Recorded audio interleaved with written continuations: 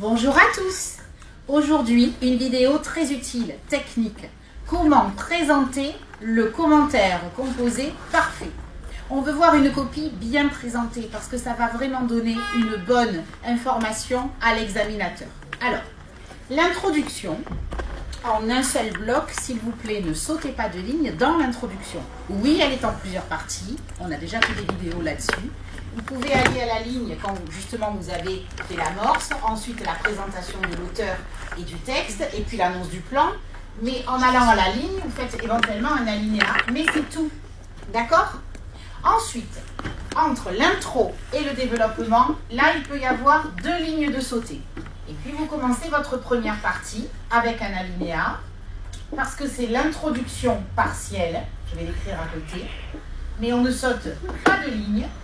Quand on annonce les sous-parties sont faites avec un alinéa. Mais pareil, il faut qu'à la fin, votre première partie soit un bloc. Entre chaque partie, on saute une ligne seulement. Dans un commentaire composé, il peut y avoir 2 parties ou 3 parties. Bon, peu importe. Après, on fait pareil. On n'oublie pas l'introduction partielle. Qu'est-ce que l'introduction partielle? J'annonce ce que je vais faire dans ma partie et c'est là que j'annonce mes sous-parties. Et je peux aller à la ligne sans la sauter pour faire le reste de ma partie de développement. Quand j'arrive ensuite avant la conclusion, je saute 2 lignes à ce moment-là et je fais ma conclusion. La conclusion qui est en 2 parties, le bilan, puis l'ouverture qui est la comparaison avec un autre texte. Là, vous pouvez faire un alinéa, qu'on voit bien les 2 sous-parties de la conclusion, mais pas de ligne sautée dans la conclusion. Il faut qu'elle représente un bloc.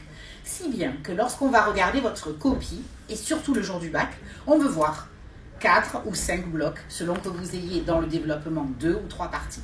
Mais vraiment, soignez cette présentation parce qu'elle donnera l'impression que vous maîtrisez l'exercice. Et ça, c'est très très important. Quand le jour du bac, on doit vite corriger. On ne peut pas rentrer dans trop de détails. Alors, vous pouvez mettre de bonnes remarques, mais si vraiment tout est éparpillé, mal organisé, que vous sautez trop de lignes, l'examinateur sera perdu.